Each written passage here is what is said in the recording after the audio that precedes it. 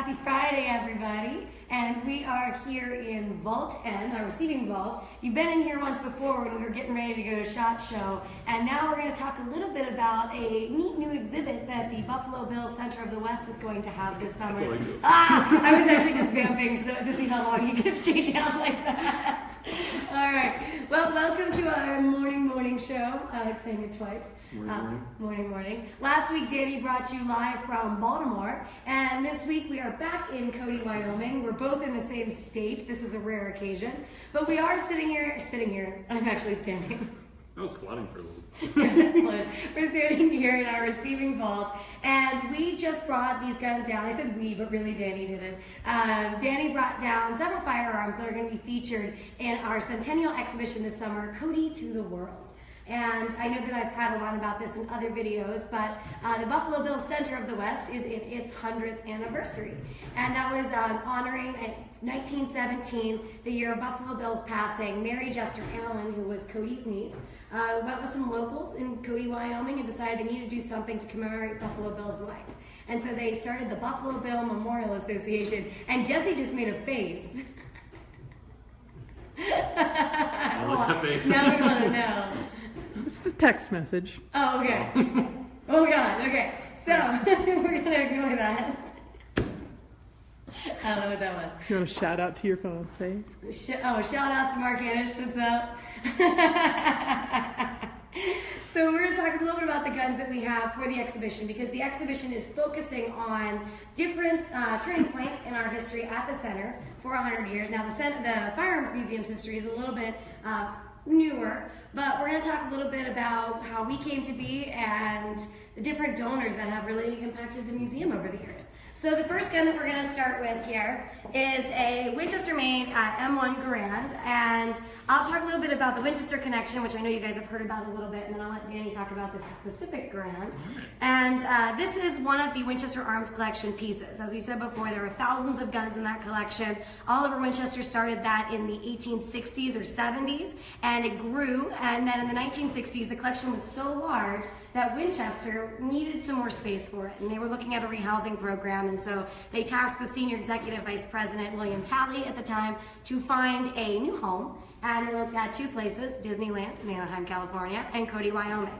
And in 1975, we signed the paperwork to have a loan of the entirety of the Winchester Arms collection. And I'll let Danny talk a little bit about this particular one, because I almost said particular. I made up a word. It's Friday morning. This particular one, so that you can explain why this would be in the exhibition. All right, so this particular M1 we just took off display. If you've been in the museum, you might recognize it from the entranceway to the Cody Firearms Museum. This M1 was made for General George S. Patton during World War II. You'll notice the finish is a little bit unusual, and you can also, if Jesse comes over here, you'll see that the receiver is unmarked, nothing at all there. And this was made to be presented to General Patton, who is famously quoted as calling the M1 the greatest battle implement ever devised, but it was not delivered to him before his death in 1945. So never given, made for him, and is now part of our collection. And normally you would see it as you come into the Cody Firearms Museum, but now, this year, you'll see it as part of Cody to the World. Yes. So part of our Winchester collection, one of the M1s that they built. And Danny mentioned the finish on it, and that's a chrome-plated finish. And we have several other chrome-plated M1 Garands in our collection, obviously with the Winchester connection. And one of the things that's interesting about this object, while it tells the story of the Winchester collection, it also tells the story of our institution during World War II. And so that's the to the world part of our exhibition, which will be tying in significant milestones for our institution, but then also what's going on in the world at the time. And we're a small town of 9,000, so how do we kind of interconnect with the rest of the world and major world events? I'll have Jesse kind of turn around and show you a shirt, which is not a firearm. Oh, obviously. Obvious points for 100. This is John Wayne's shirt. We have it in the collection, and this is going with several archival pieces that will discuss the dedication of the Winchester Arms collection to the center. I said 1975 we started the paperwork, and on July 4th, 1976, in honor of the bicentennial, we were celebrating several things, but John Wayne came to Cody and helped with the dedication of the Winchester Arms collection. That collection, it took about 3 years, I believe, to get the entire collection out here. That's how large it was. And once that was all out here, they opened the Winchester Arms Museum in around 1980, 1981. And that stayed in the basement of the Buffalo Bill Museum before it moved in the 90s to where the current location is. And we'll show this a little bit here, Danny. If you'll actually pick that up since I don't have gloves on. That's the next part of our story. So in 1988, Winchester gifted the collection to us, and the gun that you see here is obviously not a Winchester, it's a Ruger. And this is another important part of our history, and that's William B. Ruger's collection. Part of his collection is at the Buffalo Bill Center of the West at the Cody Firearms Museum. And this is his standard model semi-auto, and it's a 1 of 5,000, I believe. And it's one of his embellished guns. We have both his utilitarian, some of his prototypes, and then his embellished arms. This was engraved by Paul Lantuck. I'm probably butchering the last name. And it also has symbols of his yacht, the Titania, on it. Well, William B. Ruger was on our board of trustees, and he was starting to put some of his collection here, and he felt that the Winchester Arms Museum name was kind of limiting. And we've talked about this before, that the Winchester collection was not just Winchesters, it was many manufacturers, and it was a lot of historically significant firearms as well. So Bill Ruger felt that the collection should be more reflective, or the name of the museum should be more reflective of the collection. So at a board meeting, which we have the meeting minutes for, at a board meeting, and I've been told it's been a very raucous, we have someone coming in right here, our mount maker, and we, at a very raucous board meeting, William B. Ruger basically threw up his hands and was like, I will give you $1 million if you change the name of the museum to anything other than a firearms manufacturer. And I believe the way the story went is that the former chair of our board, Alan Simpson, said okay, and another board member handed him a pen. And so the name of the museum was changed, and in 1991 we became the Cody Firearms Museum. Another really important collection that we have in the center is the Robert W. Woodruff collection. And I picked this gun out for the exhibition because it's one of my personal favorites.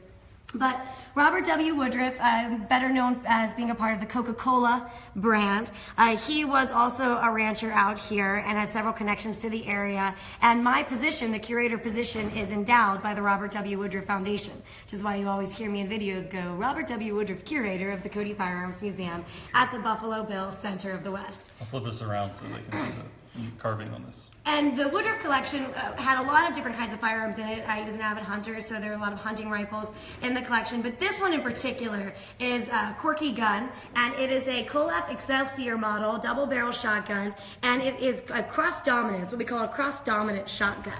And the cross-dominant shotgun essentially means that if you were right-handed but left-eye dominant, you'll notice the stock is bent so that you can look straight down the rib of the gun. As a person, it was made around 1910, and as a person who is cross-dominant, I appreciate it, although I'm not quite sure if I'd want to shoot it. But it really shows you that even though 100 years ago, the people that were shooters were suffering from a lot of the same issues that we have today. The next gun we've got, Danny's my Vanna White today. I just realized, Danny, please pick up the firearm. Now as Al Borland and Vanna White.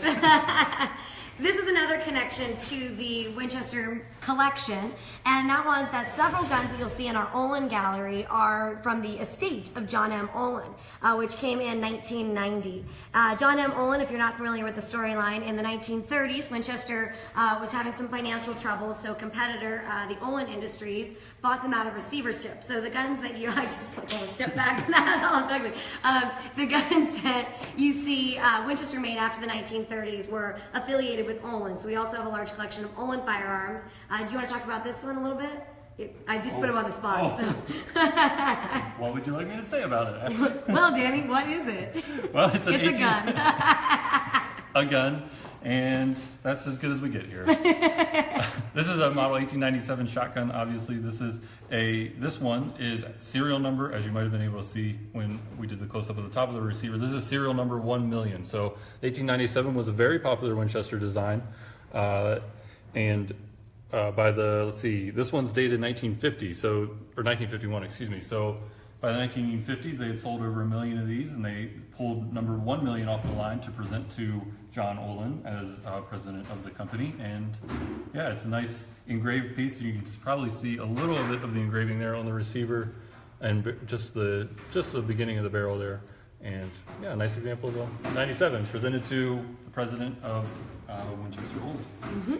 And the 97 is a kind of unique model as well because it came shortly after the unsuccessful 93, which we have many in the collection. That was the gun that came out that was fantastic, but not timely since they were starting to switch out from black and smokeless powder. And well, if you put the wrong ammo in that didn't end so well. So they recalled the 93, and the 97 kind of quickly came out, and people could get that. So as a result, the Winchester collection has many Winchester Model 1893s in the collection.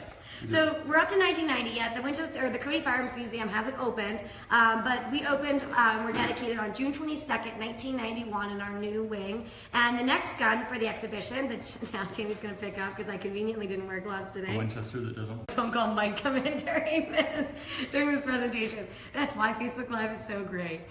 This is a Parker Brothers reproduction 20 gauge, and this was made for the opening. This was made by Winchester for the opening of the Cody Firearms Museum, and it's 9 of 100, I believe, manufactured. And we had these were given to basically for us to auction off, and we kept one of them in the collection. And it's a nice embellished gun, although it is kind of an odd choice for the opening of the Cody Firearms Museum. But we actually auctioned our last one off last year at our. I believe it was up, it was a raffle and they drew it for our patrons ball. So this one is in the collection and will be featured in the exhibition. So we opened in 1991, and then the last gun that we've got in the exhibition to bring up kind of more to the contemporary is this beautiful Schutzen rifle. And this is a part of the Coors collection, and if you're thinking, well, that sounds like beer, that's because it is. We have the Coors collection of Schutzen rifles in the museum, and this was initially loaned to us and then gifted to us, one of several rifles that was gifted to us from the Coors family. And we also have a pretty nice connection to the Coors brand because when they donated this, and I believe it was 2004, although I might not be 100% right on that date, when they donated the guns, they also gave money to build a theater and helped produce an introductory video for the Cody Firearms Museum. And so that was right when you walk in the museum, the Coors Theater is right there. And currently, the Coors Theater has a little bit of a new face, and that was the Coors family allowed us to use the space for a temporary exhibition on Glock firearms. And so we've got the Glock exhibition in there, and the first gun when you walk in is a Coors family G17. So we were able to kind of come full circle in that narrative. And the Centennial exhibition is really significant to the center. It's also significant to tell the Cody Firearms Museum history because we are about to undergo a full-scale renovation. So we'll be able to kind of add another chapter once we hit finish hitting our 100 years and celebrating that this year. We'll be moving on and growing the collection and really making it a firearms museum of the 21st century. And just a little trivia about this gun in particular. You Schutzen rifle fans may recognize some features on it, but this is actually a Stevens Pope barrel. Pope, the legendary barrel maker, worked with the Stevens Company, and this is one of his barrels on this gun. And as far as we know, it's one of the longest barrels that he ever made for a Schutzen rifle. So there you go. Fancy. Fun fact. Fun fact. About Harry Pope. Thank you guys for tuning in today. I hope you enjoyed seeing the firearms for the Centennial exhibition. But we are going to be putting these on display here in the next couple of months. And so we hope you can make it out to Cody this summer to see our artifacts, but then also the artifacts from the 4 other museums and the McCracken Research Library. I think it's going to be a really neat exhibition where you can see every single museum and every facet of the Buffalo Bill Center of the West represented in one place. I think it's kind of awesome. Yeah, it is awesome. So thank you guys for tuning in. See you next week. Have a good weekend.